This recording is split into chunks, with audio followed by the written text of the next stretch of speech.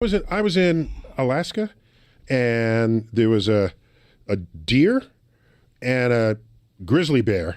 Must have been 300 yards away, way down in the valley, and the deer noticed it, and it was eating, but it was eating very cautiously, always looking to the bear. And I'm saying, if it could notice a bear at 300 yards and be cautious of it, why can't it know a Ford 250 barreling down a road? Because it's not natural. Well, figure it out. I mean, it's a mammal. It's got a brain. That takes forever. Let me get angry with the deer for a second. And how come we haven't killed all the stupid deer by now? So the ones that are left are the ones that recognize that cars killed them. Because they're all stupid. Okay. They just have really good senses. And I heard someone they have senses that are designed to avoid predation. But they're living with us now. You know, right? But they don't. But how long have they had and rats headlights? Figured out how to coexist with humans. Rats are very intelligent. They figured this out. Okay. Yeah, but deer don't know what to do with headlights in cars. It's a completely unnatural thing. So everyone that doesn't, they die, and the ones that have a little bit of genetic variation that figures it out, they'll survive. Sort of, because then they get horny. The problem with deers, if you look at the I don't number know anything of about the sex life of deer. I do. Okay. One of the things that happens. Don't tell me how you know. The but go on. uptick. Well, the rut.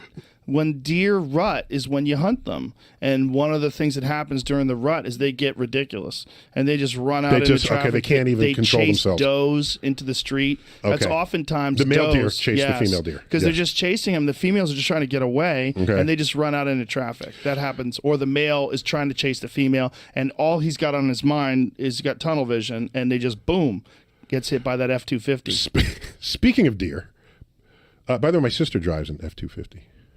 Okay. Or is it a 450? Is there a 450? No, she drives a 350. Excuse me. Oh, she has a dually? Yeah, she's got one where the tires can do separate things. Oh, okay. Up with the side. Yeah. She's serious. Don't mess with my sister. Okay. Is your sister out there off-roading? What is she doing with that crazy truck? She likes being badass when the time comes.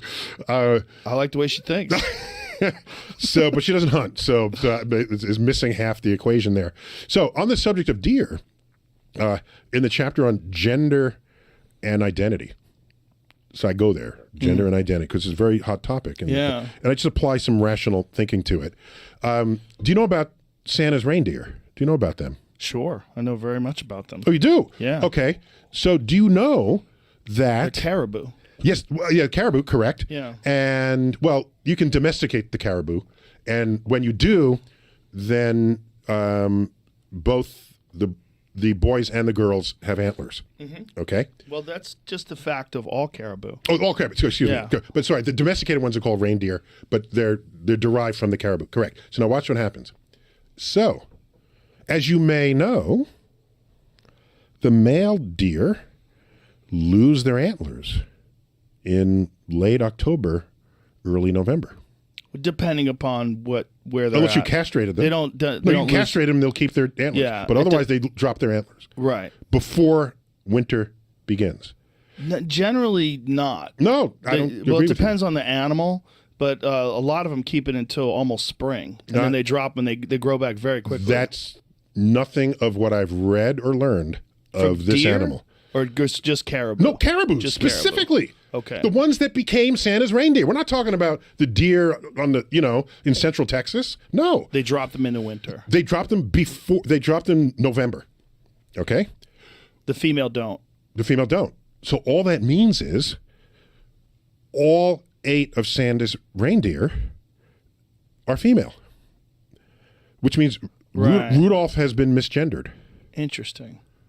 Well, do you know where the myth of Santa's reindeer flying comes from? I think it's from mushrooms, isn't it? Yeah, Amanita muscaria mushroom, which looks like Santa Claus. Yeah. That's it. With the red and white and dots. They love those things. They love the Amanita muscaria mushroom to the point where when people are doing mushroom ceremonies and they go outside to urinate, to drink the pee. Caribou will knock you over to get to your urine. Yeah, that's if you have crazy. domesticated caribou, they will knock you over to get to the urine because they smell the Amanita muscaria and whatever it's not psilocybin. It has to be such a major. I'm trying to imagine how high I want to get to drink someone else's pee. Well, caribou are not that wise, nor are they educated, nor do they even understand the concept of urine. Whatever the It's just a liquid. psychoactive It's just- compound, yeah. it's their sense of smell is preposterously intense. Mm-hmm. I mean, we can't even imagine what a deer can smell. They can smell you hundreds of yards away. I mean, I've seen deer go like this 100 yards away, and then they bolt because they smell you. They catch your Really? wind. Yeah, they're amazing. Here's a mystery that I've always had to this day, because dogs have very acute sense of smell as well. Yeah.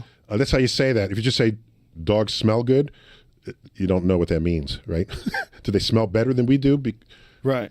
It's an ambiguous sentence. That's all. Right. So they have an acute sense of smell.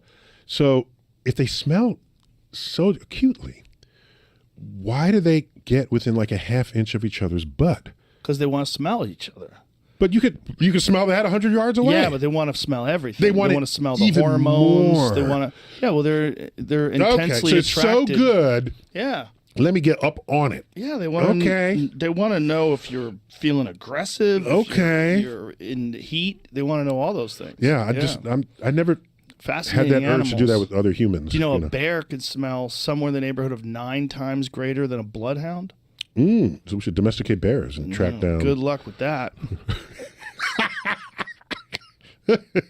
By the way, have you seen a bear? You got to be able to find this. It's on. I saw it on social media. There's a bear walking down a highway, and there's a tipped over traffic cone, and it looks at it, and then writes it back up and keeps walking by it. Wow. And I say to myself, because I have a chapter in here called Body and Mind. There it is. What? Check this out. Just watch. It's a black bear. He's like, this Clearly. looks wrong. Yeah, it looks wrong. Okay. By the way, you found this video really fast. Thank you for this. I think that's a grizzly bear. Oh, he's got the lump on the neck? Yeah, the way he looks. That's pretty crazy. That's grizzly. just keeps That's going. total grizzly bear. And it keeps he just going. keeps Didn't even going. look back. Right. So I don't What want do to you think's going on with that? I don't want to say that's evidence of intelligence so much as it's evidence of more going on inside the animal's head than any of us would have previously ever credited. Yeah. In another example, and I get this example in Body and Mind again, there's a magpie bird Oh, yeah. who there's a bottle of water in some playground area, park area, and it goes up to the bottle of water and it dips its beak in to drink from it. Okay, here it is. See it? Yeah. Okay, it goes in and drinks from it. To watch. It's going to drink. But the problem is there's a limit to how far its beak can reach inside of it. So it gets a stone that fits inside the bottle, which raises the water level so that its beak can continue to drink from it.